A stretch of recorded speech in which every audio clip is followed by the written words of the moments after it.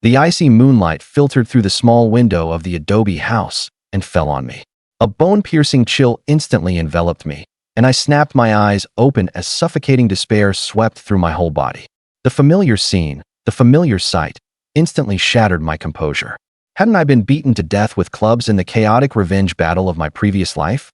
15 years of hellish hiding in the deep mountains, years of restraint before personally killing my enemies, only to meet a tragic end in the end. But at this moment, I had actually returned to 1972, back to that night that changed my entire family's fate. In that instant, all the bloody, tear-filled tragedies of the past came flooding back. It was this very night that I was framed by my best brother Daiguzi and lured into Widow Zhang's house, where the militia caught me red-handed. Overnight, I became the village's most despised hooligan. My eldest uncle, Wang Chao, the head of the production brigade, tried to protect me, but his opponents seized on it as leverage. He was publicly stripped of his post and denounced, and from then on misfortune clung to the entire Wang family. Taking the chance, Daiguzi and his father rose to power, seizing my uncle's position, then pressing forward step by step with one scheme after another. In just 4 short years, 7 members of my family died tragic deaths one after another. My parents, unable to bear the humiliation and oppression, passed away early. Our once great household completely fell apart, and innocent Zhang Guilin, simply because her reputation was ruined, suffered endless bullying from the village's gossip. In the end, she threw herself into the river with her young daughter in her arms, dying with hatred in her heart. In my previous life, I was naive and ignorant, blinded by brotherly loyalty, and stepped into the deadliest trap with my own feet. I ruined my own life and my entire family's. Looking at Zhang Guilin, who stood before me enduring humiliation in silence, I felt not the slightest trace of desire, only heart-piercing anguish and overwhelming hatred. Seeing me standing there blankly without moving, Zhang Guilin assumed I was pushing my luck even further. The humiliation in her eyes deepened, tears streamed down her face, and her emotions completely collapsed. Wang Chao, what exactly do you want? I'm a widow raising a child on my own. Life is already hard enough. Must you force me to my death before you'll be satisfied? I suddenly came back to my senses and pinched my thigh hard. The sharp pain was unmistakably real. It was true. I had really been reborn. There was still time for everything. I hurried to the window and quietly pulled open a crack. Sure enough, beyond the courtyard wall, Daiguzi was crouching furtively on top of the wall, staring fixedly into the room, waiting to see me utterly ruined, waiting to reap the benefits. This brother whom I had treated with utter sincerity in my previous life was in truth a wolf in human skin, sinister, vicious, and selfish to the extreme. I immediately turned around and said in a low voice to the fully guarded Zhang Guilin, "Sister-in-law Zhang, hurry and get dressed." I was set up by Daiguzi. Everything that happened tonight was a trap from beginning to end. Zhang Guilin gave a cold sneer, not believing a word I said. Everyone in the village knew that Daiguzi and I were inseparable, loafing around together day after day. No one would believe I had been framed. I had no time to explain further. The militia squad would arrive in an instant, and once I was caught, all explanations would be futile. Both Zhang Guilin's life and mine would be completely ruined. Believe it or not, the militia will be here any moment. I'm leaving. As soon as the words fell, I climbed out the window without the slightest hesitation, quickly retreating under cover of the night and disappearing into the darkness. After running several hundred meters, I stopped and looked back. The oppression that had been crushed in my chest for 15 years burst out completely. I threw back my head and laughed aloud, my heart filled with the relief of surviving a disaster. Being reborn is wonderful. There's still time for everything. Inside the house, Zhang Guilin stared at the empty window for a long while in a daze. Half doubtful and half convinced, she quickly got dressed and tightly shut the doors and windows.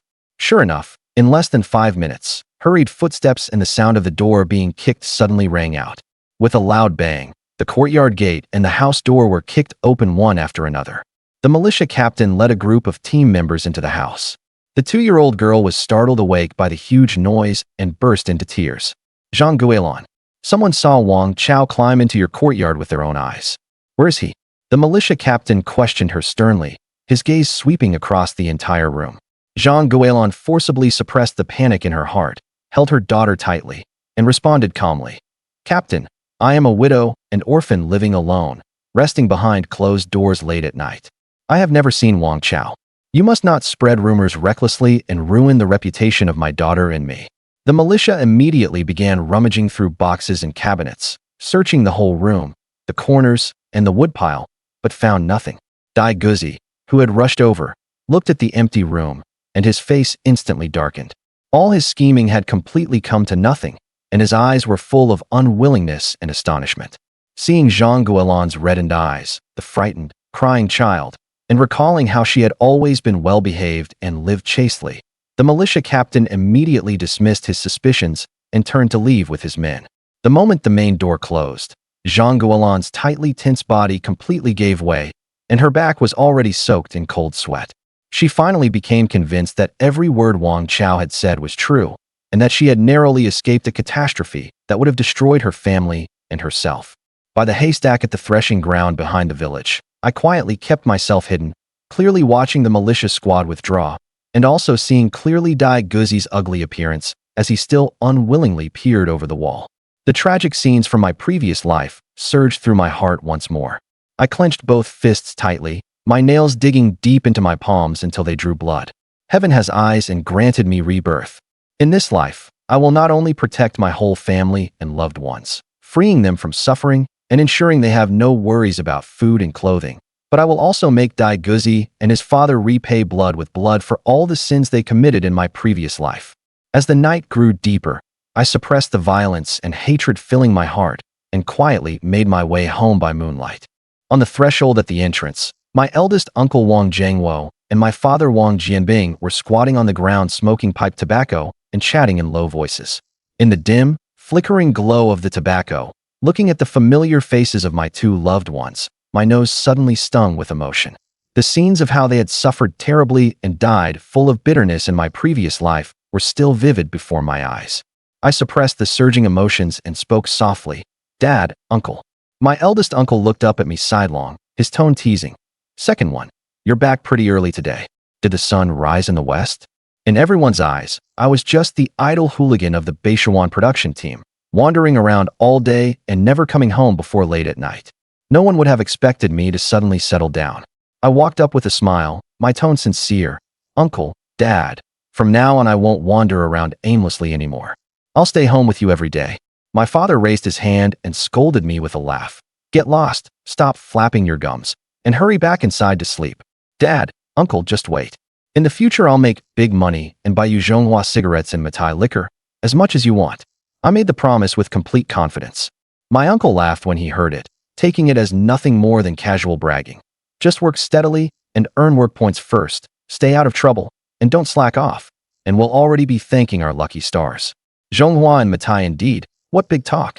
I did not explain too much. In my previous life, I wasted my time and dragged the whole family down. In this life, I will prove myself with my actions. I then asked, "By the way, where's third uncle?" My uncle replied casually, "Inside, coaxing your little sister to sleep." Looking at the poor and dilapidated home before me, my heart was full of emotion. This was 1972. A severe drought was raging, and not a single drop of rain had fallen for a full 5 months. The fields were dry, cracked, and barren, the crops had all withered, and the year's harvest was a total loss. Famine hung over the entire commune. Every household lacked enough food and clothing, and everyone in the village, young and old alike, was sallow and emaciated from malnutrition. The death of children was an all too common occurrence. Our big family had never split up, so with so many mouths to feed, we survived on meager relief grain. Every day it was little more than thin soup and watery gruel, just barely enough to stay alive. In my previous life, I was young and ignorant, acting recklessly and making our already struggling family even worse off. In this life, I will defy fate and change my destiny and protect my family. I gathered my thoughts and said seriously, "Dad, uncle, from now on I'm not going to work for work points anymore." The two of them froze instantly. My dad sprang to his feet at once, grabbed me by the ear, and shouted, "If you're not going to work, what do you want to do? Laze around all day? Are you asking for a beating?" "I'm going into the mountains to hunt," I said firmly. I showed no sign of backing down. Dad and uncle's expressions changed drastically, and they both objected sharply. The deep mountains had been extremely dangerous lately, with wild wolves and boars roaming about. Several hunters from the village had gone into the mountains last month and had yet to be heard from. Their fate was still unknown, dead or alive, and no one dared set foot in the deep mountains lightly. Even if you try to stop me, I'm going no matter what, I said with utter resolve. Seeing how stubborn I was, the two elders sensed that something was off about me. My uncle frowned and asked, "What exactly happened to you tonight? How come you seem like a different person?" Lowering my voice, I said solemnly, "Uncle, tonight it was Daiguzi and his father who set me up. They wanted to use this incident to bring you down and take your position as brigade leader. In my previous life, you were removed from office because of this, and our whole family suffered for it, with 7 relatives dying one after another." My uncle's expression turned grave at once. He had worked in the production team for many years and had long noticed that Daiguzi's father, Daigang, had his eye on his position, but he had never imagined the man's methods would be so vicious. "Don't worry, I know what I'm doing. I'll be extra careful during this period. I'm giving you 1 month to handle this yourself. If you can't, I'll step in personally," my uncle said in a deep voice. I nodded heavily, already having a complete plan in mind. After saying goodbye to the two of them, I turned and went back to my room to rest. On the earth in Kong, my 14-year-old younger brother Wang Zhu was skin and bones, with sunken eye sockets, tossing and turning from hunger, unable to sleep. When he saw me come back, he immediately lifted his head, eyes full of hope. "Brother, did you bring back anything to eat tonight? I'm starving." Seeing how frail my brother looked, my heart ached. After years of famine, children went hungry every day and had long since become terrified of hunger. I gently patted his head and soothed him softly. "Not tonight. Go to sleep first. Tomorrow I'll go into the mountains and hunt some game for you and the family, so everyone can eat meat." My brother's face filled with fear, and he quickly tried to stop me. "Brother, don't go. It's too dangerous in the mountains. The hunters who went in last month still haven't come back. Don't worry, I'll only stay around the outer area. I definitely won't go deep into the mountains." After calming my brother and waiting for him to fall fast asleep, I still felt no trace of drowsiness. By chance, I raised my hand and touched my chest, and my heart jolted violently. That clear jade gourd around my neck, no bigger than a thumb, was still there. In my previous life, when I had lain low in the deep mountains for 15 years, I had stumbled upon it in a cave. It had stayed with me for years. I never expected it to be reborn along with me. A thought stirred in my mind, and I focused my consciousness on the jade gourd. In an instant, a clean, temperature-controlled, independent space of about 3 cubic meters appeared within my awareness. I tested it over and found that I could freely store and retrieve items. The space was stable and easy to use.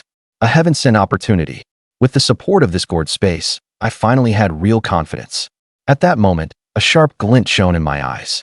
Reborn into this life, with a spatial cheat in hand and 15 years of deep mountain hunting skills in my possession. In this life, I will definitely keep my family safe, personally kill my enemies, and rise to the pinnacle of life. Before dawn the next day, while the sky was still dark, I got up early. As soon as I reached the door of Grandpa and Grandma's room, Grandma noticed the movement and got up. She took out the family's only remaining half of a hard-course cornbread bun and handed it to me, her eyes full of concern. "Akeo, hungry are you? Fill your stomach a little first. At daybreak, your mother and I will go dig wild vegetables." My heart warmed, and I quickly declined, then looked toward the old man.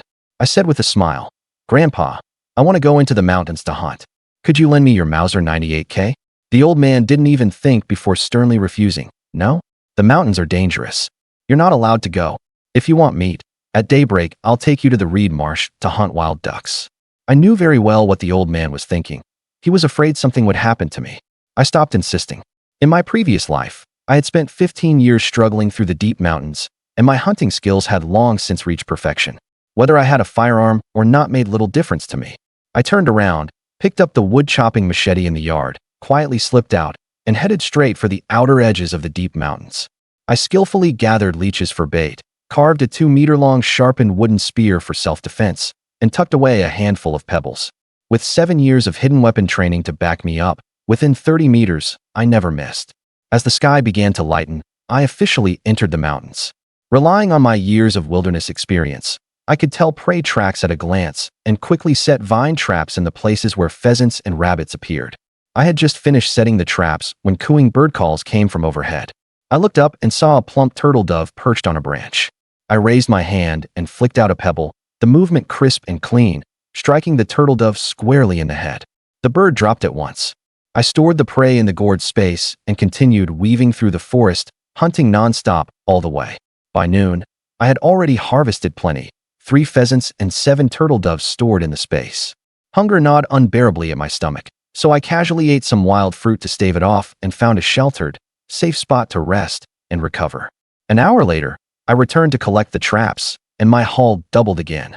2 fat rabbits and 4 pheasants, all caught.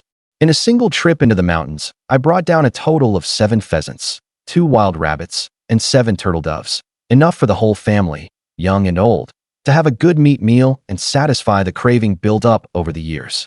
To deliberately create a stir and lure the villains into taking the bait, I took out all the prey, strung the turtle doves on vines and hung them around my neck, carried the pheasants and rabbits in both hands, and swaggered out of the deep mountains toward the village. At this time, all the men in the village were by the river carrying water to irrigate the fields, doing everything they could to save the little crop that remained. When they looked up and saw me covered in game, an uproar broke out at once, and they all crowded around, their eyes full of envy. My God, Wang Chao, you've got some nerve, going into the mountains alone and bringing back so much game. Akeo, sell me a pheasant. My kids haven't had meat in half a year. I'll trade you grain coupons or cigarette coupons. Any amount is fine. Everyone started clamoring to get some, their eyes full of urgency. I smiled and waved them off. Please don't make things hard for me, everyone. Speculation and profiteering is a serious crime. I wouldn't dare break the rules. Besides, this little bit of game isn't even enough for my family to eat. This was exactly the effect I wanted. I wanted the whole village to know that I was no longer the man I used to be, to make that greedy Dai Guzi jealous, so he'd expose himself and fall into my trap. I pushed through the crowd and strode ahead. As I passed the entrance to Dai Guzi's house, 16-year-old Dai Liaozi suddenly sprang out and blocked my path. He was Dai Guzi's younger brother, and relying on his brother's past friendship with me, he acted without restraint. He reached out, trying to snatch the pheasant from my hand. Brother Chao, you're amazing. Give me one to try, will you? Seeing his arrogant, overbearing, and utterly shameless look, a cold glint flashed in my eyes. In my previous life, every member of the Dai family committed evil and helped the tyrant do wrong, bringing ruin upon my entire Wang family. I would never spare them. Before his hand could touch the prey, I suddenly lifted my foot and viciously kicked him in the stomach. Dai Liaozi was instantly kicked several meters away, crashing heavily to the ground. He rolled around in pain, letting out a shrill wail. Help! Wang Chao is beating someone. His crying and shouting echoed through the streets and alleys, and nearby villagers came out one after another to watch. Dai Guzi rushed out of the house, helped his fallen younger brother up, then looked up and fixed me with a hard stare. The fake brotherly smile he used to wear was gone, replaced entirely by gloom and fury in his eyes. Wang Chao, why did you hit my brother for no reason? Your brother tried to snatch my game and openly rob me in front of everyone. He deserved the beating. My tone was icy, my presence overwhelming. Dai Guzi ground his teeth and said word by word, "You've got guts." I slowly stepped forward, leaned close to his ear, and spoke in a voice only the two of us could hear, each word cutting to the bone. Of course I've got guts. Unlike you, who only knows how to hide in the shadows and play dirty tricks, doing petty villainous deeds. What happened last night isn't over as far as I'm concerned. You'd better keep a close watch on your worthless life from now on. Who knows when it might be gone? After saying that, I burst into laughter, turned around with my game in hand, and swaggered away. You little brat, I told you not to go into the mountains, and yet you still. The moment Wang Chao stepped through the courtyard gate, he ran straight into the old man, who was glaring and cursing at him. But when the old man got a clear look at the pheasants and hares in Wang Chao's hands, along with the string of turtle doves hanging around his neck, the scolding on the tip of his tongue was instantly swallowed back, leaving him speechless. His sisters-in-law, older female cousin, and younger female cousins also gathered around. Seeing so much wild game, their eyes widened, their faces full of disbelief. Haha, as expected of my real brother. You're amazing. I thought what you said last night was just talk, but I didn't expect you to really catch so many pheasants and hares. Hee hee, we finally get to eat meat. Zhuzi was the first to react. He rushed over to Wang Chao in a few quick steps and deftly took the pheasants and hares from his hands. Piggy, eat meat, eat meat. The 2-year-old little girl from his cousin's family also toddled over, her short little legs moving as fast as they could. My little princess, slow down, don't fall. Wang Chao quickly took the turtle doves off his neck, bent down, and scooped the little girl into his arms. Piggy, eat meat, eat meat. The little girl babbled in her baby voice, wrapping her arms around his neck. Not Piggy, it's Uncle. Wang Chao tapped her little nose, his tone full of doting affection. Say it right, and tonight I'll give you a big chicken drumstick. Piggy, it's Uncle. Piggy, Piggy. For the sake of getting some meat, the little girl stubbornly kept repeating it. Her obstinate little expression left Wang Chao speechless. That's right. He wouldn't even listen to your great-grandpa and dared to run into the deep mountains, so call him Piggy. His sister-in-law joked from the side. Fine. So that's why this little girl can clearly say grandpa and grandma, but just can't say uncle. So it was you, sister-in-law, teaching her behind my back. Don't wrong me. The old man squatted on the ground and carefully inspected the game, his brows knitting tighter and tighter. Explain. Explain what? What's the story with these pheasants and hares? You think I don't know what you're capable of? Only a small portion were caught in snares. These turtle doves look like they were killed by stones. Grandpa, I've got plenty of hidden talents. Watch closely. After saying that, Wang Chao bent down and picked up a small stone by the courtyard gate. Not far away, right against the wall of the house, there was a little broken bowl placed there, at least 28 meters away. With a flick of his wrist, the pebble flew from his hand and struck the broken bowl with a heavy bang. The bowl instantly shattered into countless pieces. Grandpa, well, isn't your grandson amazing? Hey Chao, no way that was just a lucky guess, right? Cousin Wang Lian's face was full of disbelief. Sis, that wasn't luck. Watch closely, this time I'm hitting that little hoe over there.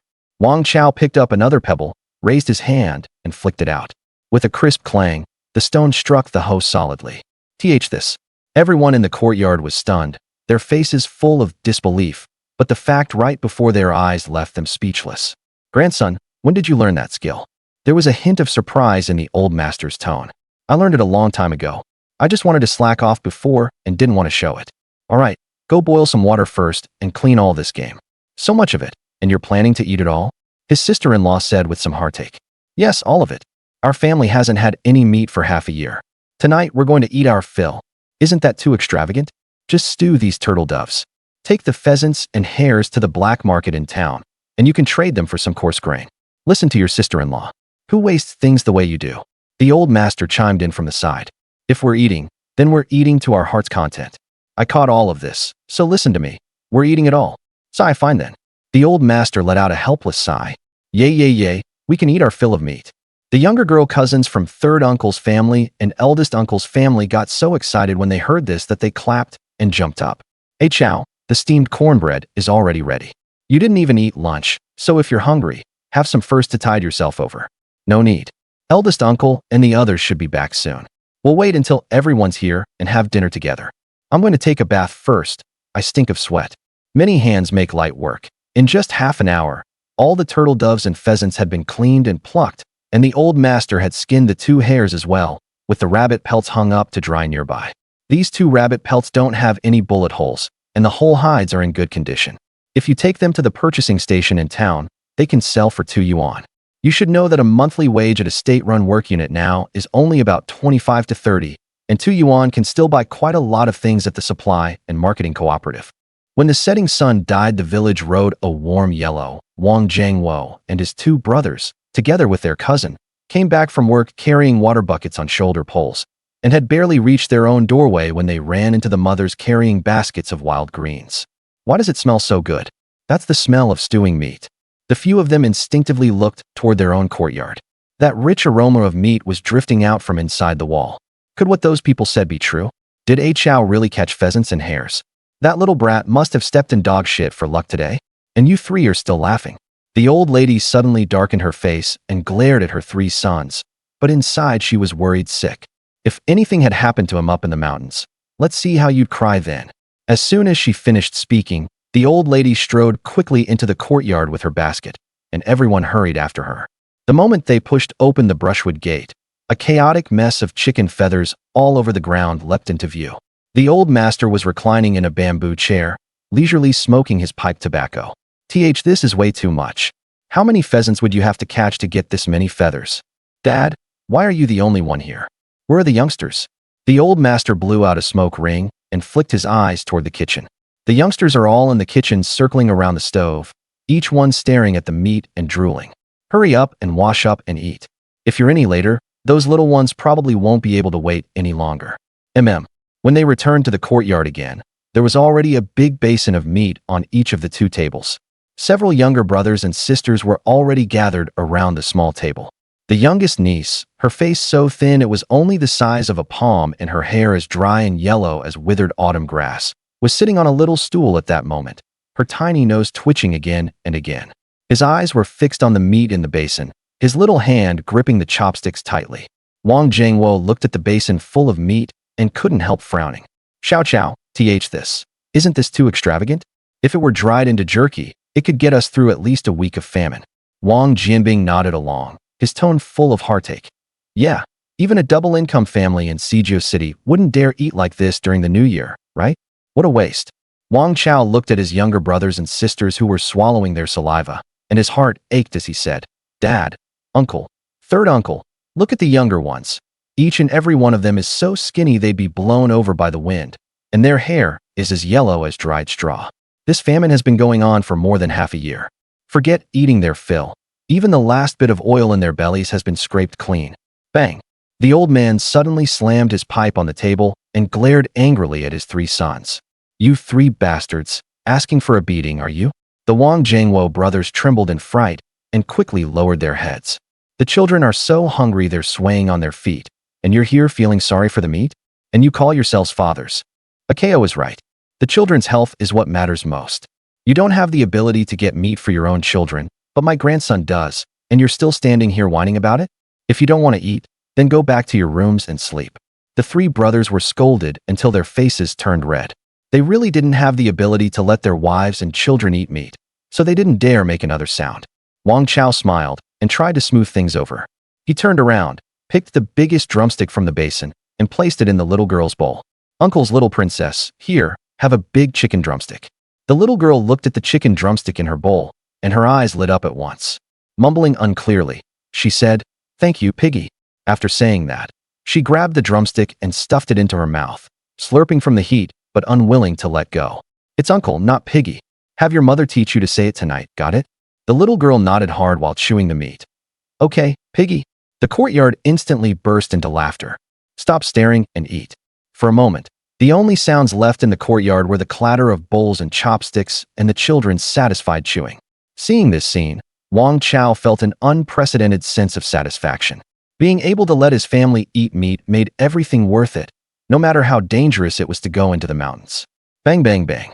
At 1 a.m, a burst of dense gunfire suddenly exploded, dragging the entire Baishuan production brigade out of sleep.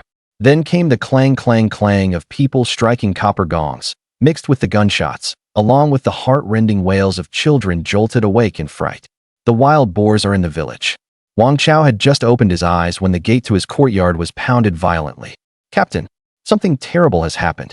The remaining dozen or so mu of fields left to the brigade have been rooted up by the wild boars. Wang Chao didn't even have time to put on his shoes before rushing out of the room barefoot, his face white as a sheet. If all the rice in those dozen or so mu of fields was destroyed, and they couldn't hand in the grain quota, his position as brigade captain would definitely be gone. Wang Chao rushed out of the room almost at the same time as him. He had originally wanted to run to the old man's room to get the gun, but on second thought, with such a large herd of wild boars, there was no telling if they might charge into his own courtyard. If he took the gun away, the old and weak, the women and children at home would be in danger. Uncle, wait for me. He grabbed the wood-chopping machete by the courtyard wall and took off running after Wang Chao. You little brat. It's dangerous here. Get back home right now. Don't worry, I won't butt in blindly. Hurry and go turn on the brigade loudspeaker. The brigade office was right in the center of the village, just a 2-minute run away. Before long, the loudspeaker crackled to life, carrying Wang Chao's urgent voice. Attention, all commune members in the village. Wild boars have entered the village. Men with flashlights, bring your flashlights. Those without, light torches. Everyone get to the edge of the fields to drive off the wild boars. Remember, put your own safety first, and don't get too close. Wang Chao had just run to the paddy fields at the lower end of the village when he saw 10 militiamen firing at the wild boars. These militiamen had all been picked from the village. When had they ever had any proper training? They were standing far away, and their marksmanship was terrible. More than 30 wild boars were rampaging through the fields, rooting up the rice, and they still hadn't hit a single one. The one closest to them especially had to weigh at least 400 plus gene. Under the moonlight, those 2 long tusks were clearly visible even from over 100 meters away, a living, breathing wild boar king. On this very night in his previous life, Wang Chao had taken advantage of the chaos caused by the wild boars entering the village. He let him escape and even stuffed the brigade's 300 rounds of ammunition and the old man's 98K Mauser rifle in his hands. No wonder he had gotten away so smoothly back then. So it had all been because of the wild boars causing trouble. The militiamen simply had no time to go after him. "What are you little brat, doing here joining the commotion? Get back home now." While he was speaking, third uncle, his father, and the other able-bodied men from the village had all arrived. His father was even carrying the old man's 98K. "Dad, why did you bring Grandpa's gun?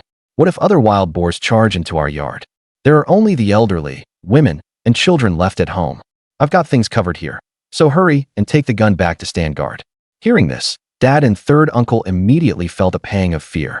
They had been so focused on driving off the wild boars that they had forgotten about the people at home. "Be careful. I'm heading back." Wang Jianbing turned and ran for home with the gun on his shoulder. He kept muttering to himself, hoping nothing had gone wrong at home. "Dad, at your age, why did you come too?" Wang Jianxi spotted his father-in-law at the back of the crowd, still clutching his rifle in his hand. Third uncle's father-in-law was the brigade secretary. He was 60 this year, an old hero of the War of Resistance, and his family used to have some means. He had gone to school, and after liberation he had served as the village's party secretary the whole time. "That's right, old secretary. You should hurry back. Leave this kind of thing to us young people." But though the old secretary was advanced in years, his spirit was not old at all. He still thought of himself as he had been back when he was fighting the Japanese, and he had a fiery temper.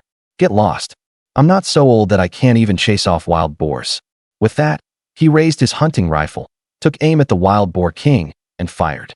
Maybe because he was old and his eyesight wasn't what it used to be. No matter how good his marksmanship had been in his youth, it couldn't overcome the darkness of night. He had aimed for the head, but only hit the wild boar king's hind leg. Instead of scaring it away, the shot only stirred up its ferocity. The wild boar king grunted in pain, then turned and let out a call at the wild boars behind it, as if issuing an order. Instantly, all 30-plus wild boars broke into a run, charging at the militiamen like mad. No matter how tall and dense the rice in the fields was, it couldn't stop this pack of crazed, stampeding wild boars. Those 10 militiamen were scared out of their wits, retreating while firing wildly, tumbling and scrambling as they ran toward Wang Chao. "Run! The wild boars have gone mad." The young commune members in the village were even more panic-stricken. Half of them dropped their torches outright and turned to run. People say, first the wild boar, second the bear, third the tiger. It's not that a wild boar can beat a bear or tiger one-on-one. It's that these things breed fast, exist in large numbers, and even dare to charge people on their own. They're hot-tempered to begin with, let alone when it's a wild boar king leading a whole pack. But the more it was like this, the calmer Wang Chao became instead. In his previous life, he had spent so many years deep in the mountains. After using up 300 rounds of ammunition, with nothing but a knife, he had no idea how many huge wild boars he had slaughtered. Now that he had been reborn in this life, if he just stood by and watched his loved ones die, then what would be the point of living again? "Third uncle, hurry and get the old village secretary out of here. I'll buy some time." Wang Chao clamped the handle of the machete between his teeth, turned around, and planted himself facing the boar herd. More than 30 wild boars, a solid black mass, were about to pounce right in front of them. "You little bastard. Do you have a death wish? Run now?" Third uncle was so frantic his voice went hoarse. "Third uncle, leave me alone. I know what I'm doing." Wang Chao didn't even turn his head, his tone hard as stone. Third uncle panicked and shoved aside his father-in-law, the old village secretary. "Dad, run." If anything happened to Wang Chao, how was he supposed to explain it when he got back to the old man, his second brother, and his second sister-in-law? Third uncle didn't think twice and turned to charge back. Just then, the boar king, leading the herd, had already rushed right up to them. Its tusks were long and sharp, gleaming with a cold light. Wang Chao wasn't the least bit afraid. Seizing the moment, he pushed off with his feet and grabbed the boar king's ears with both hands. With a leap, he mounted its back directly, clamping down tight with both legs and refusing to let go no matter what. The boar king went mad, spinning in place, bucking and thrashing wildly, trying to throw off the man on its back. The 30-odd wild boars beside it also stopped, circling around and snorting heavily. "You little bastard. Hang on. We're coming to save you." Eldest uncle had just gone to call the village broadcast, and now he had rushed back. The moment he saw this scene, He charged forward together with third uncle. Don't come over. Jump into the river now? Wang Chao shouted urgently. No matter how fierce or fast boars were, once in the water they were no longer agile, and people were nimbler than them. But how could eldest uncle and third uncle possibly listen? Not only did they not jump into the river, they ran even faster, bent on saving him. Wang Chao hardened his resolve. If he wanted to frighten this herd of wild boars into retreat, there was only one way: kill the boar king. He clamped his legs even tighter, grabbed the machete he was holding in his mouth with his right hand, aimed at the boar king's neck, and hacked down viciously. The boar king cried out in pain and struggled desperately, but the person on its back seemed rooted to it. No matter how it shook, it couldn't throw him off. Wang Chao was like a madman, slashing again and again with complete disregard for his life. On his face, on his clothes, all smeared with the rotten mud from the fields and pig blood, he looked just like a savage. The commune members who had jumped into the water by the riverbank were all dumbstruck. Was this still Wang Chao, the one in the village who usually stole chickens and dogs and shirked work instead of earning work points? Eldest uncle and third uncle, who had rushed over, also froze in place, their eyes wide as saucers, unable to come back to their senses for a long while. A wild boar's hide was thick and tough, and it loved rubbing against pine trees, getting coated in a thick layer of pine resin, like wearing a layer of armor. But even so, it couldn't withstand Wang Chao's life-risking chops, one stroke faster than the last. In a full minute, the boar king's neck had been hacked down until only half remained, rotten flesh, pig blood, and dirt mixed together. The boar king couldn't hold on and crashed to the ground. After twitching a few times, it stopped breathing. The remaining wild boars still wanted to charge, but Wang Chao didn't dare rest for even a moment. Standing on the boar king's corpse, he raised the blood-dripping machete and roared fiercely at the herd. Covered in mud and blood, like a god of slaughter, he actually cowed the boar herd with that ferocity. Come on. Wang Chao lunged forward with his blade raised. The boar herd was completely terrified. They turned and bolted back into the wild boar woods, fleeing in such a panic that they ran even faster than when they came. Only then did Wang Chao turn around and smile at his eldest uncle and third uncle. The two of them snapped out of it, as if waking from a dream, and ran toward him like madmen. The people in the river also swam to shore one after another. They had even thrown their guns aside, and all rushed over to Wang Chao.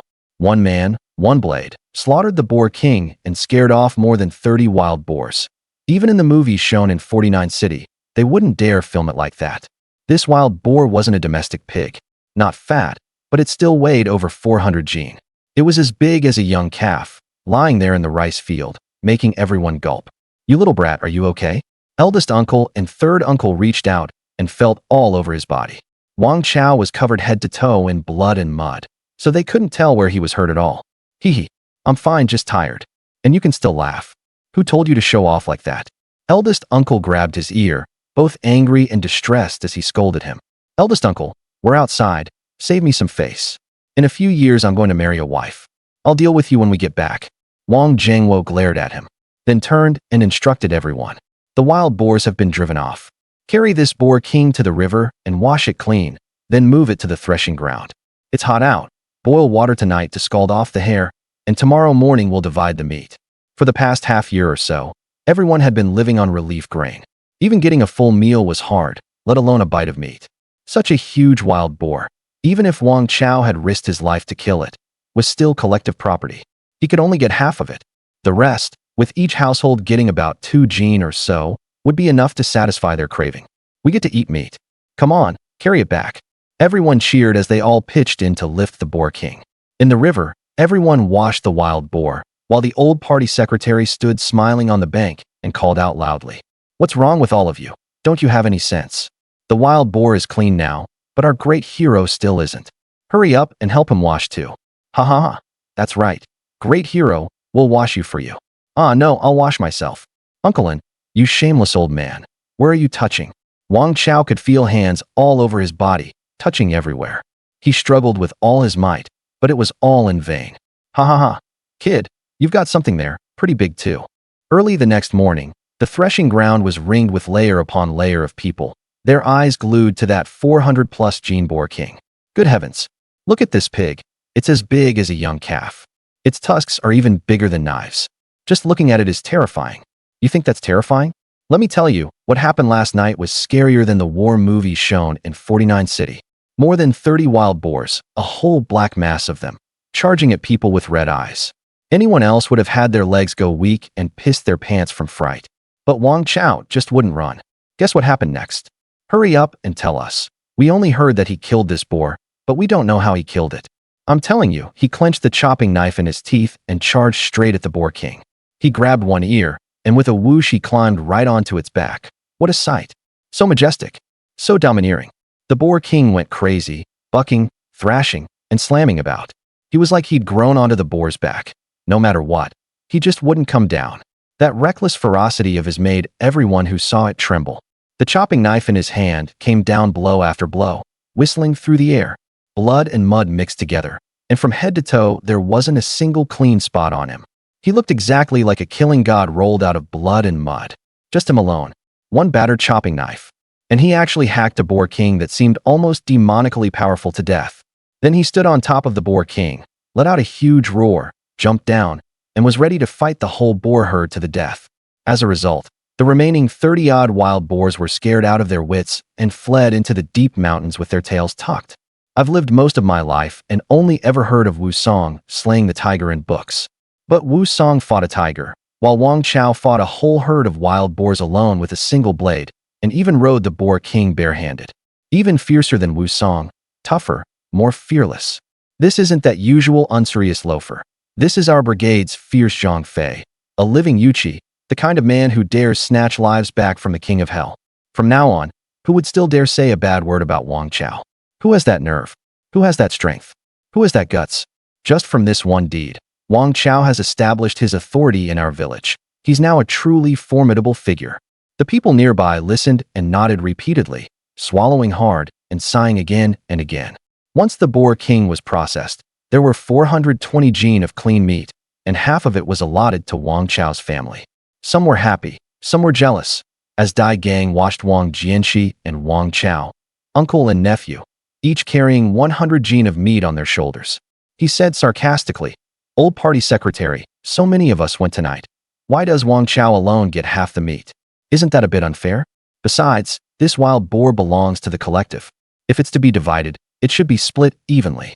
The moment he said that, people all turned to look at him, and quite a few faces changed.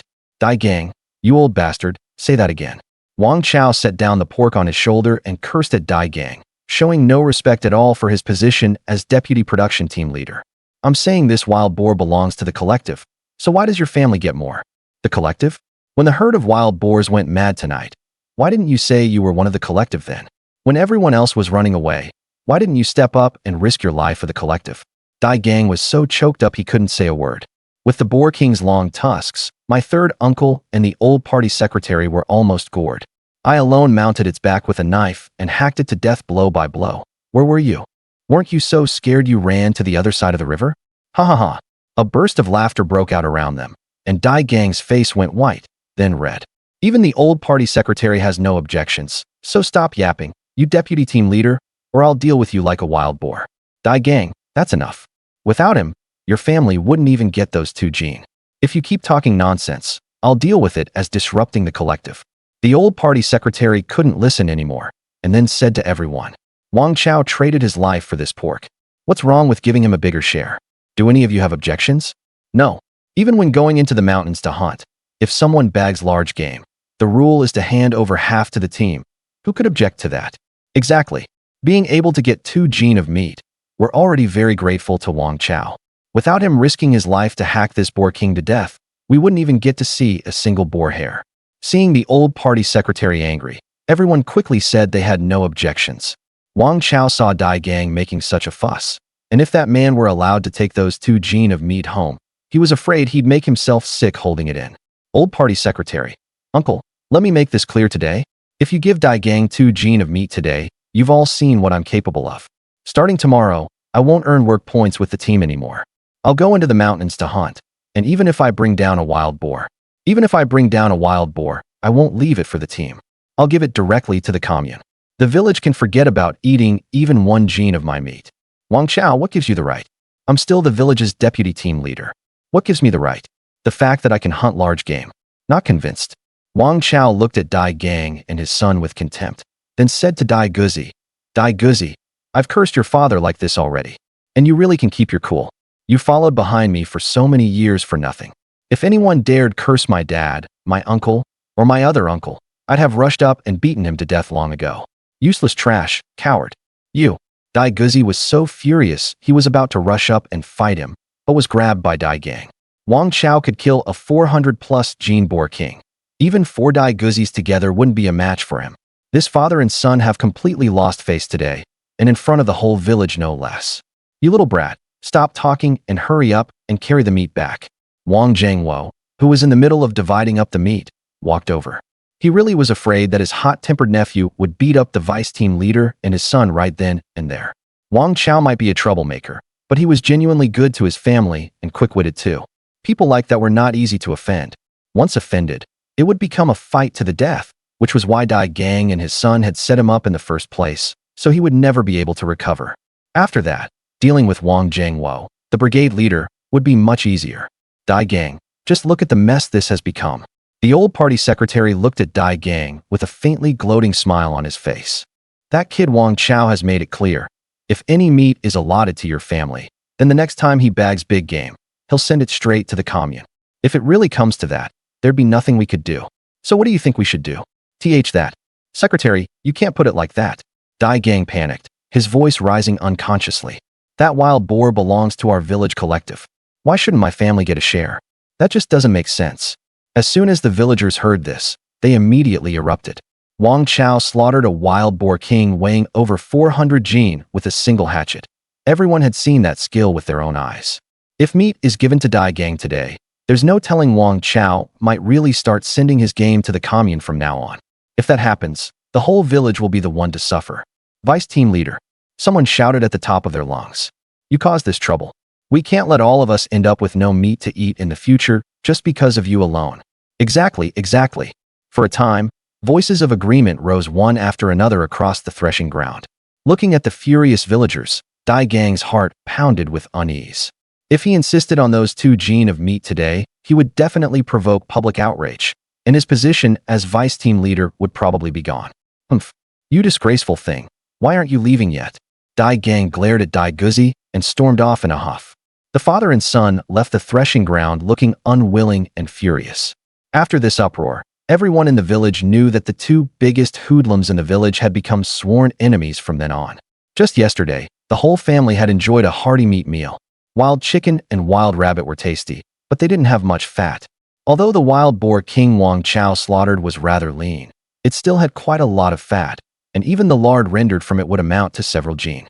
As soon as uncle and nephew got home, Wang Chao grabbed a kitchen knife and cut off the fattest 10 gene from the half side of pork. Sister-in-law, cook this meat. This morning, this is what we're eating. Seeing the fatty meat on the chopping board, his sister-in-law was trembling a little. My grandson. The old lady cried anxiously, grabbing Wang Chao's arm. Even if our family can get more than 200 gene of meat, we can't waste it like this. In the brigade, each family only gets 2 gene. Other people only cut a few liang for 1 meal just to have a taste. Be good, salt the rest, and cure it into preserved meat. The old lady had been frightened by poverty. After living through the famine years, how could she dare be so extravagant? Wang Chao put down the kitchen knife and moved closer to the old lady with a smile. Grandma, don't you know what your grandson is capable of? I can't promise the family refined grain at every meal, but there is plenty of wild game in the mountains. I dare guarantee that from today on, we won't be short of meat to eat. Besides, it's only August now, and it's unbearably hot. If we salt it to make cured meat, it'll stink in just a few days. As soon as he said this, the younger brothers and sisters at home all lit up with excitement, staring at Wang Chao with faces full of admiration. All along, they had been a little resentful. This second brother of theirs usually earned fewer work points than they did, yet he was the most favored one in the family. But now that he was letting them eat meat, those complaints had long since disappeared. Second brother, is what you said true? Are we really going to have meat at every meal from now on? Third uncle's youngest girl, Wang Ying, tugged at his sleeve, her voice brimming with excitement. Little sister, what our brother said must be true. Zhuzi clenched his fists, his face full of excitement. Yesterday he killed the wild boar king, just like Zhao Zilong at Changbampo, charging in and out of the boar packs 7 times, and with one slash, took the wild boar king's life. Brother, you're my idol. I don't want to study anymore. I want to go into the mountains hunting with you. Wang Chao quickly covered Juzi's mouth, not knowing whether to laugh or cry. Shut up. After they came back last night and confirmed he wasn't hurt, father, eldest uncle, and third uncle, the three of them gave him a good beating. Grandpa and Grandma joined in scolding him. Eldest aunt and auntie nagged plenty too, and before bed his mother viciously twisted his ear. Even this morning, his thighs, but still hurt terribly, covered in marks from the beating. Grandpa, Grandma, it's hot out. If the remaining wild boar meat is left until tomorrow, it'll stink. I was thinking of sending 10 jade each to my maternal grandma's family, eldest aunt's natal family, the old branch secretary's family, and sister-in-law's natal family. What's left I'll haul to town tonight, and see if I can trade it for some coarse grain and fine grain. That cornmeal wowata really scratches the throat, and it's not nutritious. I really can't swallow it anymore. Fine, fine. Grandma was still hesitating. But sending 10 jade to each family, isn't that too much? You old woman, why so much nonsense? Grandpa glared at her, then turned and nodded at Wang Chao. Those in-laws used to treat us well. In the first half of the year, when we had nothing to cook, we relied entirely on their help. Now that my grandson is capable, if it's time to repay kindness, then we should repay it. Listen to my grandson, that's right. Seeing the old couple relent, eldest aunt, third aunt, and sister-in-law all had reddened eyes. Yesterday, they still hadn't gotten any meat. Yet they were already thinking about their natal families, planning to mention it to their parents-in-law this morning and ask whether they could send a pound or two of meat. But they never expected Wang Chao to send so much. In these famine years, life at their natal homes had also been very hard lately. The old branch secretary's family, with fewer people, was doing a bit better, but the other families were all struggling. Hey Chao, thank you. Eldest aunt and the others wiped away tears, their voices choked with emotion. We're all family, saying that is too formal. Wang Chao smiled and waved his hand. Half an hour later, the rich aroma of stir-fried meat drifted out from the courtyard of Wang Chao's home. None of the neighbors were jealous either. After all, every family had been given 2 jade of meat. It was just that they had only just carried the meat home and were still carefully figuring out how to eat it. Attention, commune members of the production team. Attention. The production team's loudspeaker suddenly blared, carrying team leader Wang Zhangwo's booming voice. No one in the production team will be working today. Every family has received meat. So our Beishuan production team is celebrating a festival even without a holiday today. Everyone have a good rest at home and eat meat to your heart's content. As soon as the broadcast ended, the entire production team instantly became lively. The aroma of meat wafted from every household, and the air was full of the rich, satisfying smell of fat and meat. At Zhang Guilan's home, the aroma of meat was wrapped in curses. At the dinner table, the smell of scallions mixed with the meat fragrance, making people swallow hard, but Zhang Guilan and her daughter didn't even dare go near the pot and huddled on small stools in the corner of the room. Each held half a hard wowatu in their hands, chewing until their cheeks ached and their teeth hurt from the hardness. What are you staring at? Hurry up and eat. You husband-killing jinx who can't even grow hair. My eldest son was blind back then to marry you. Not even 2 years after you came into the family, you brought him to his death, leaving behind a money-losing girl to eat free meals with you. Zhang Guilan lowered her eyes, gripping the wowata so tightly her knuckles turned white. Her voice was as thin as a mosquito's buzz. Mother, I didn't. Still dare to talk back. Her father-in-law, old man Zhang, slapped the table. The meat juice in the bowls on the table splashed out, and the younger son's couple hurriedly protected their bowls. If it weren't for you, you jinx, would my eldest have fallen while going up the mountain to chop firewood? Would he have left us, the 2 old ones, behind and died? And now you still dare stare longingly when a little meat gets handed out. Are you worthy? The 2-year-old little girl trembled in fright, and the cornbread in her hand fell to the ground. Just as she was about to open her mouth and cry, Zhang Guilan quickly covered her mouth with one hand, so she could only make soft whimpering sounds in her throat. Tears fell like pearls from a broken string, splashing onto her patch-covered lapel. Zhang Guilan held the little girl tightly in her arms and lowered her head even more. Father, mother, I was wrong. I won't eat, and Yaya won't eat either. Good that you know. Feeding 2 money-losing burdens is simply a waste. From now on, all the meat in this family will go to my unborn eldest grandson. The old woman picked up the biggest piece of fatty meat and stuffed it into her younger daughter-in-law's mouth, beaming with delight. This daughter-in-law of mine is the considerate one, carrying the seed of our Zhang family. This meat should be used to nourish her. You jinx, dragging along that money-losing burden. You're lucky to have cornbread to gnaw on, and you still dare to covet meat? Holding Yaya in her arms, Zhang Guilin leaned her back against the icy earthen wall, her tears hitting the ground and leaving wet marks one after another. She didn't dare cry out loud and could only bury her face in Yaya's hair, breathing in the smell of meat filling the room. Listening to her parents-in-law and her younger brother-in-law's family laughing, cursing, and joking, she didn't even dare breathe too loudly. Ever since her husband died, this had been her life. Not fighting back when beaten, not talking back when scolded, only hoping Yaya could grow up a little so life might hold some promise. Yaya was so stifled in her arms that her little face turned red. Tears ran from the corners of her eyes down into her neck, and her tiny hands clutched tightly at Zhang Guilin's clothes, even holding back her sobs with all her might, as if she knew that as soon as she made a sound, her mother would suffer even more abuse.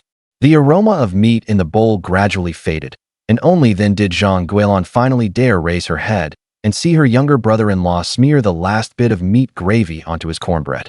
He didn't leave even a bit of the wild greens she had dug up on the mountain that morning for Yaya. Zhang Guilin silently picked up the cornbread from the ground, patted the dirt off it, broke off a small piece, and handed it to Yaya. She gnawed on the remaining hard crumbs herself, her throat feeling painfully clogged, and carried the little girl out of the kitchen. The moment she stepped into the room, the little girl touched her tiny belly and cried as she said, "Mama, Yaya is hungry." She was only a little over 2 years old, and her gums were still soft. The hard cornbread made her frown every time she took a bite. Usually, this little girl relied entirely on the bit of wild vegetable gruel Zhang Guilin dug up to fill her stomach. "Yaya, be good, don't cry. Mama will go up the mountain and dig some wild greens for you right now." Zhang Guilin raised her hand to wipe the tears from her chin, crouched down to carry the little girl on her back, and grabbed the small hoe in the corner of the wall, worn smooth and shiny from use. She lifted her foot and walked out through the courtyard gate. In Wang Chao's family courtyard, the sun was hanging directly overhead. After finishing the noon meal of stewed wild boar, several children bounced off to school with cloth book bags on their backs. Wang Chao also tied his belt, stuck the chopper behind his back, and prepared to head into the mountains. "Grandson, take this gun with you." The old man came out of the inner room, carrying that 98K in one hand and clutching 20 rounds of ammunition in the other. Wang Chao looked at that rifle, and the corners of his mouth couldn't help but lift. In his previous life, he had hidden deep in the mountains and forests for 15 years, relying on this gun to hunt wild game. Calling it half a lifesaver to him would be no exaggeration. "Grandpa, no need. Even without this gun, your grandson can still bring back prey. Yesterday morning you were still pestering me for the gun, and today when I'm giving it to you, you don't want it anymore? That's right. You little brat. Take it into the mountains with you, and we'll feel more at ease at home." His father and uncles also chimed in from the side. "Grandpa, Uncle, Dad, think about it. Why did that herd of wild boars run out of the wild boar forest last night? Could it be?" The few of them looked at each other, a trace of panic showing in their eyes. "That's right. There may be a mountain stream in Wild Boar Grove, but it hasn't rained a drop for the past 6 months, and that stream dried up to the bottom long ago." Wang Chao paused, then continued. "The wild boar herd came into the village yesterday because they were starving. Keep the gun at home. No telling when they might come back, and with a gun guarding the house, the whole family can rest easier. All right, we'll listen to you." The old man still couldn't help but mutter a few more words. "Be careful, and go early, and come back early." Wang Chao moved with the wind at his feet and reached the outskirts of Yanshan in half an hour. This place was eerie. Wolves often howled at night, and even in broad daylight, the villagers didn't dare come near it. Just as he was about to enter the mountains, Wang Chao picked up a few small stones as he walked. Right then, a childish little voice came from the woods ahead. "Mom, there is. Here there is. Slow down, don't run, you'll fall." Wang Chao froze for a moment. The whole village had divided up the wild boar meat this morning, so why would someone still come to this dangerous place to dig for wild vegetables? He quietly edged 2 steps forward and saw Zhang Guilin and her daughter crouching in the bushes picking wild vegetables. "Sister-in-law Zhang, are you trying to get yourself killed? Bringing Yayao out here to dig for wild vegetables?" The moment Wang Chao spoke, it gave both mother and daughter a huge fright. "Wow, Mom." Little Yaya threw herself straight into Zhang Guilin's arms and burst into loud tears. Zhang Guilin was so frightened her face turned pale. She held the girl in her arms tightly, trembling all over, and when she saw it was Wang Chao, she became even more afraid. The thought of Wang Chao climbing into her room the night before last still sent chills down her back. Out here in the wilderness, if Wang Chao really tried anything indecent, she could scream herself hoarse and no one would hear her. Don't be afraid. I'm just passing by on my way into the mountains to hunt. Wang Chao quickly forced a smile and softened his tone. Looking at his smiling face, Zhang Guilin finally relaxed her tense body a little, patting little Yaya's back as she coaxed her. Don't cry, Yaya. Uncle Akeo isn't a bad person. As soon as she said it, she felt guilty herself first. Wang Chao was famously a rogue in the village, who knew whether he might act indecently toward her right in front of the child. Hee, Yaya, don't be scared. I'm not a bad person. Those 2 gene of wild boar meat your family got were from the one I killed. Only then did little Yaya stop crying in hiccups, rubbing her eyes with the back of her hand, her round eyes staring fixedly at him. Sister-in-law Zhang, didn't your family get some meat? Why are you still out here digging for wild vegetables? Zhang Guilin didn't answer, just kept her head down picking wild vegetables. Seeing this, Wang Chao smiled again and asked the little girl, Yaya, tell uncle, why aren't you and your mom at home eating meat? Grandma and Grandpa won't let Yaya and Mom eat any, and they hit Yaya and Mom too. Little Yaya spoke in her babyish voice, and as she talked her mouth puckered again. Sister-in-law Zhang, is what Yaya said true? Wang Chao's voice sank. Zhang Guilin still didn't look up. She just picked the wild vegetables faster, tears dropping one by one. Wang Chao's heart skipped a beat. In his previous life, after he and Zhang Guilin were caught together, he had fled in panic into the deep mountains. When he came back 15 years later, he heard from his older female cousin that less than 2 months after he ran away, Zhang Guilin had jumped into the river at the village entrance with her little girl on her back. At the time, he had only thought Zhang Guilin couldn't bear the gossip, but now it seemed that the life this mother and daughter had at her in-laws' home really had become unbearable. Rather than let the little girl continue to suffer with her, it would have been better to. Wang Chao didn't dare think any further, only feeling a suffocating heaviness in his chest. And in his previous life, Zhang Guilin was the only woman he had ever been intimate with. The foolish mess back then was entirely his fault, and it had doomed the mother and daughter to such a miserable end. Hearing now that her parents-in-law were actually this vicious, the anger in Wang Chao's chest flared up at once, burning so hot that his temples throbbed. Yaya, do you want to eat some delicious meat? The moment the words left his mouth, Zhang Guilin sprang to her feet, pulled Yaya into her arms, grabbed the small hoe and the basket of wild greens, and started to head back. She didn't want to stay with him a second longer.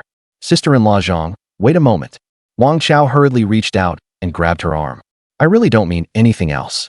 He looked at Zhang Guilin's pretty, tense face, then at the little girl in her arms, so thin she swayed. Even if you won't think of yourself, you have to think of Yaya. She's only a little over 2 years old. She fills her stomach with nothing but these wild greens every day. How can her body possibly take it? And if it can't, then what? Zhang Guilin looked up at him with reddened eyes. Her tears fell even harder than before, one after another splashing onto the back of her hand. The cornbread they get at home is hard as stone. The little girl can't bite through it, so what can I do? Her voice was thick with tears, and she could barely get the words out.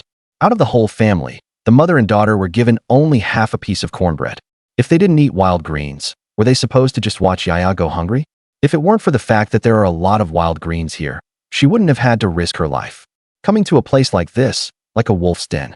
Sister-in-law Zhang, I already told you, what happened the night before last was a setup. I really didn't have any bad intentions. Wang Chao hurried to explain, then changed tack, and his tone turned solemn. If you can trust me, leave the window open tonight, and I'll bring cooked meat for you and your daughter. He looked at Zhang Guilin's haggard, yet still delicate face, and spoke each word with sincerity. That's impossible. Who knows whether you might be? Zhang Guilin's words caught in her throat, her eyes full of wariness. Don't worry.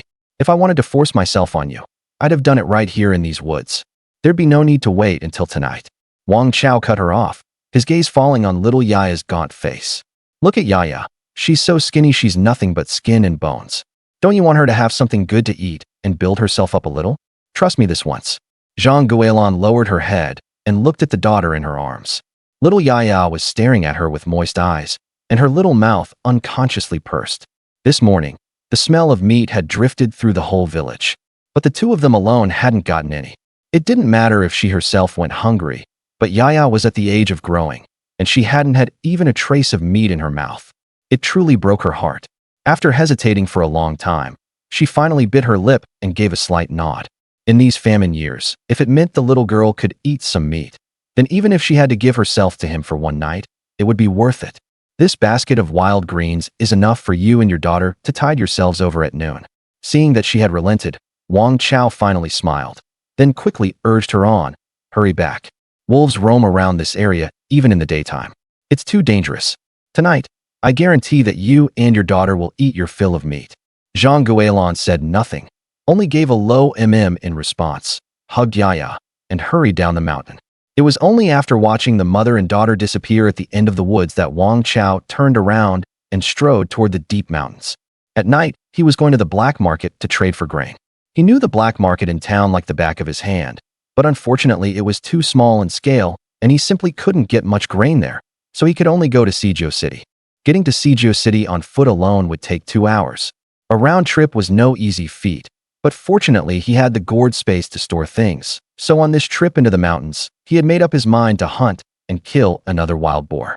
To look for large prey, Wang Chao didn't waste time searching for pheasants on the outskirts and headed straight into the depths of the mountains. At first he wanted to go to Boar Grove, but then he remembered that the stream in Boar Grove had already dried up. That was why the boar herd had gone into the village to ravage the crops, so going to Boar Grove now would most likely be a wasted trip, and he changed his mind.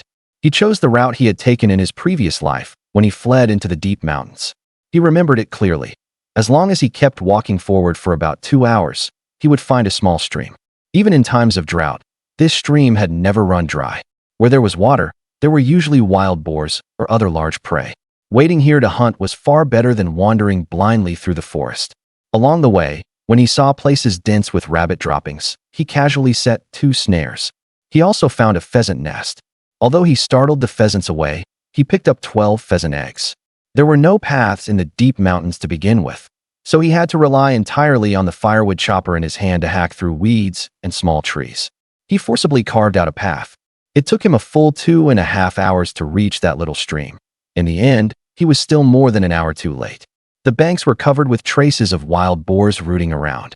The droppings on the ground were still very fresh, and judging by their condition, they had probably been left a little over an hour ago. If he followed the tracks left by the boars rooting, there was a high chance he could find them, but it would take at least another hour. Even if the hunt succeeded, it would be completely dark by then, and he simply wouldn't make it out of the mountains in time.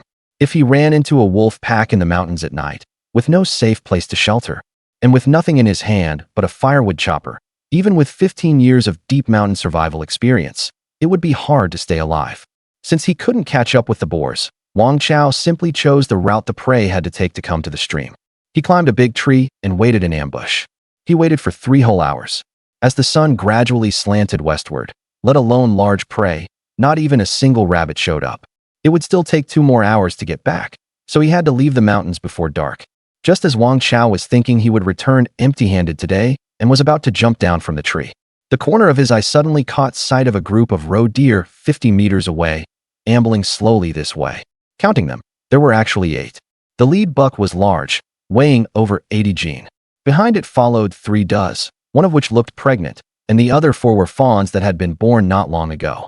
Looking at this prey delivered right to his door, Wang Chao was thrilled beyond measure. This was practically a pie falling from the sky. Though they were called silly roe deer, they weren't truly stupid. They were just very curious, slow to react, and always loved to join the commotion. Even if one of their companions was dropped with a single shot, after being startled and running off, it wouldn't be long before they circled back to see what had happened. Seeing the roe deer getting closer and closer, Wang Chao prepared to jump down from the tree branch 4 meters above the ground. His targets were the 2 in front. The lead buck and a doe beside it were walking side by side, with only 50 centimeters between them. As long as he leaped into the middle, wrapped his arms around their necks with both hands, he could slit their throats directly. As the roe deer walked beneath him, Wang Chao didn't hesitate for a second and jumped down. Everything went just as smoothly as he had expected. He clamped the necks of the 2 roe deer in front in a death grip and brought them down on the spot. The roe deer behind them first stood there in acute daze for 3 seconds before suddenly reacting. The fur on the tails behind their rumps instantly puffed up, exposing patches of white rear ends as they fled in panic into the forest in all directions. The 2 roe deer pinned down struggled desperately, their 4 legs kicking wildly. The buck was incredibly strong, so Wang Chao could only grit his teeth and keep a death grip on its neck, one foot pinning the doe while his legs clamped tightly around the prey beneath him. Freeing one hand, he drew the machete from behind his waist and cleanly slit the buck's throat. Scalding hot blood gushed out, instantly staining half his pants red. Before the buck had fully breathed its last, he tossed it aside and backhandedly slit the doe's throat as well. The two roe deer lay on the ground, their legs still kicking unconsciously, while Wang Chao ignored it all and lay motionless directly between them. 1 minute, 2 minutes. Time passed slowly. About 10 minutes later, the two does actually appeared at the edge of the woods 20 meters away, bringing 4 fawns with them, peeking this way cautiously. Another 2 minutes passed before they finally sauntered over and stopped 5 meters from Wang Chao. One man and 6 roe deer stared at each other in a wide-eyed standoff. Wang Chao held his nerve and kept waiting. He was waiting for the doe that wasn't carrying a fawn to come within 2 meters. At that distance, 1 pounce would be enough to subdue it. 2 minutes later, that non-pregnant doe really did walk up beside the dead buck. It repeatedly nudged the buck's body with its wet nose, completely unaware of Wang Chao, seemingly back from the dead, right beside it. Wang Chao seized this fleeting chance and suddenly sprang up from the ground. With one hand clamped around its neck, he used the machete to slit its throat with precision. Blood splattered across his cheeks as it struggled, and in less than a minute it collapsed limp to the ground. The pregnant doe was scared out of its wits.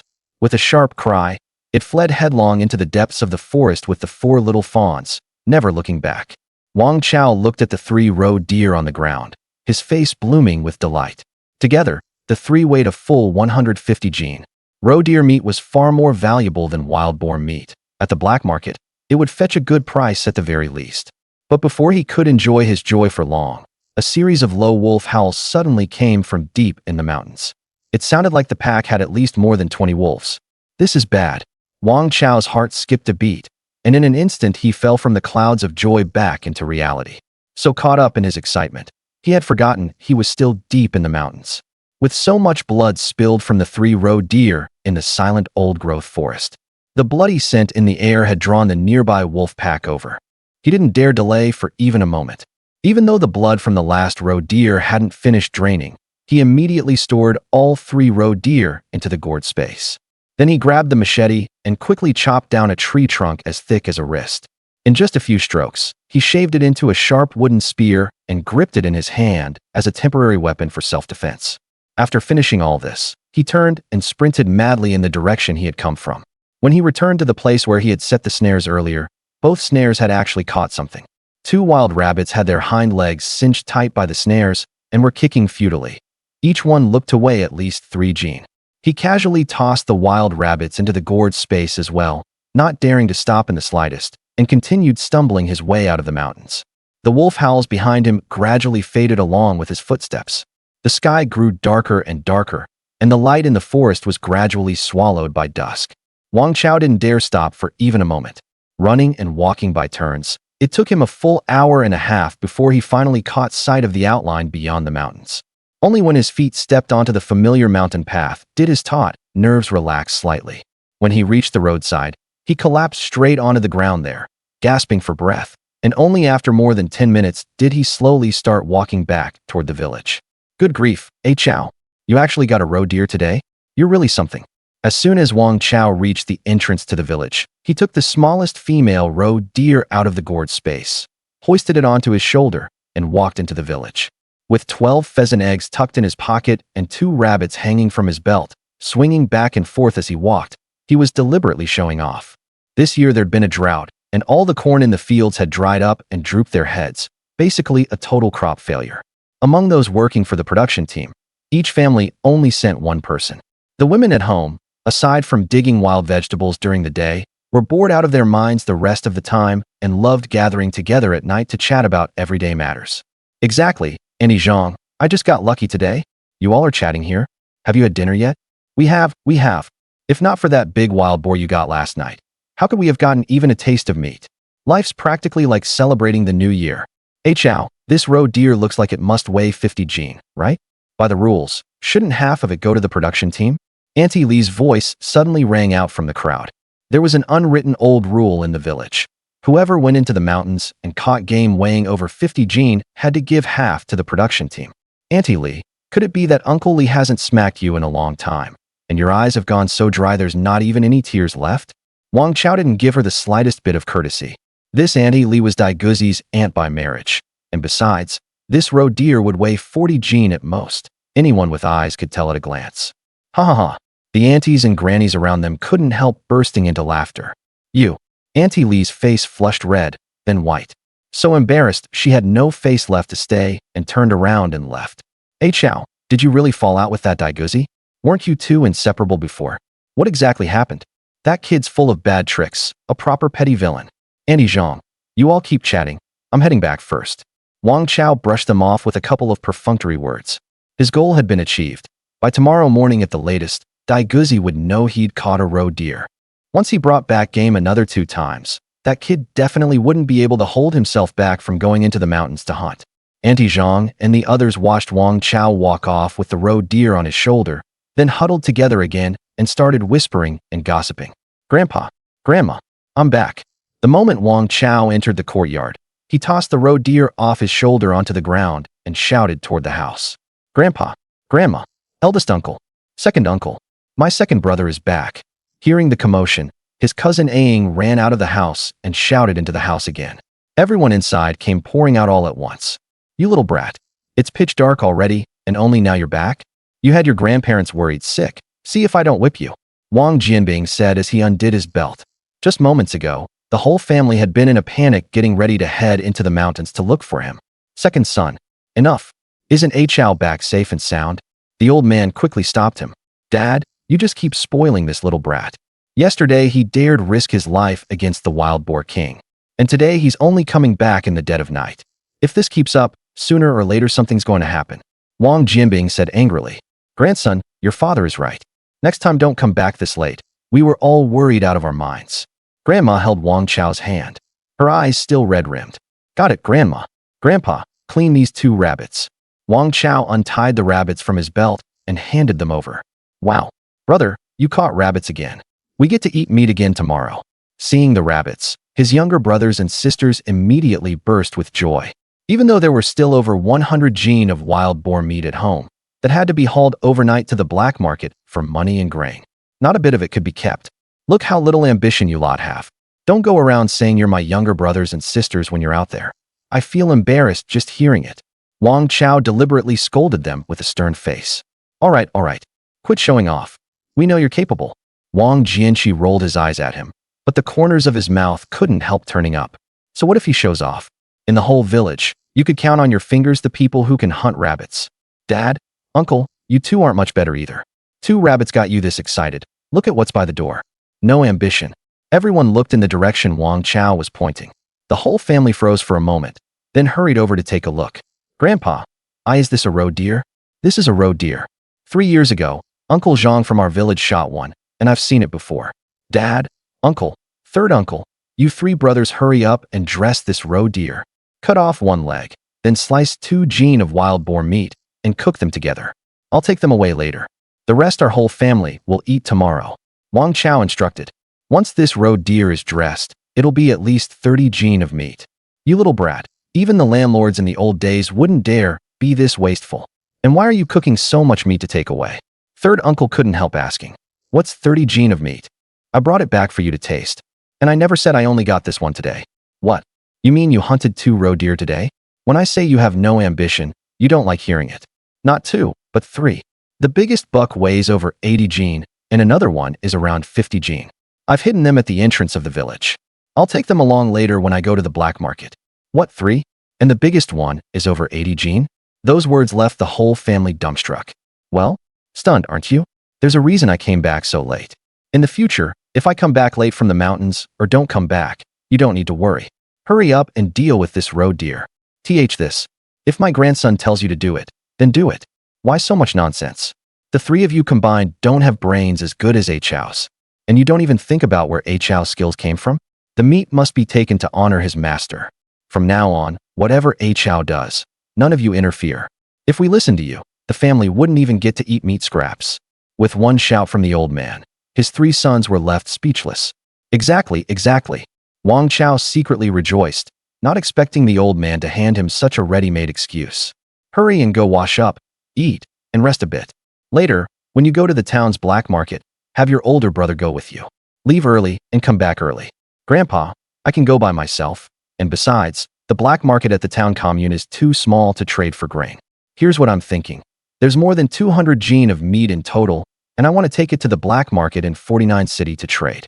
I won't be coming back tonight. I'll stay one night at a guest house in the city. That's fine. But if you go alone, we won't be at ease. It's better to let your older brother go with you. After saying that, the old man looked at Wang Jiangwo and third aunt and said, Boss, hurry up and write a letter of introduction. Third brother's wife, later take the letter of introduction back to your parents' home and have your father stamp it. And while you're at it, tell them to come to our house for dinner tomorrow morning. Okay. Wang Chao was 100 times unwilling. If he went alone, he could just put the meat directly into the gourd space and walk there with ease. But if Big Brother went with him, wouldn't they have to push a handcart with more than 200 jin of meat for 2 hours? It'd tire him to death. Fine then, I'll go eat and rest. Aseong, you should hurry and get some rest too. Chao has been tired all day today. You'll need to push the cart more tonight. Got it, Grandpa. Cousin Wang Xiang nodded, then went back to his room to rest. It was 9 at night when they headed into the city, and the night was so quiet they could hear insects chirping in the distance. Most of the commune members in the village had already blown out their lamps and gone to sleep. The father and his 2 brothers had long since stacked the wild boar meat and loaded it onto the cart. Big brother, I'll go scout the way first. Wang Chao clutched a large burlap sack, looking left and right at the doorway. He whispered to Wang Xiang, if I don't come back in 10 minutes, then push the cart out. I'll wait for you at the fork at the village entrance that leads to the commune. Okay, but you have to be careful. The burlap sack looked huge, but inside it there was really only a still warm roe deer leg. There was also a neatly cut square piece of wild boar meat, all freshly out of the pot not long ago. Wang Chao hunched over, his steps so light it was like he was walking on cotton. It took him a full 5 minutes of edging along before he finally reached the back of Zhang Guilan's house. There was no lamp lit inside, only a bit of moonlight from outside leaking through the window crack. On the calm, Zhang Guilan held little Yaya in her arms. Yaya stared fixedly at the window and asked softly, Mom, will that uncle really bring some meat? Zhang Guilan stroked her daughter's shrunken little belly, her voice dry and strained. He probably won't bring it over. Go to sleep. Once you're asleep, you won't feel hungry. Tomorrow Mom will take you up the mountain to dig dandelion greens. Wang Chao, how could you lie to a child? Zhang Guilan bit her lip, her eyes growing a little moist. Suddenly, with a tap, a small pebble shot in through the window crack and landed right on the edge of the Kong.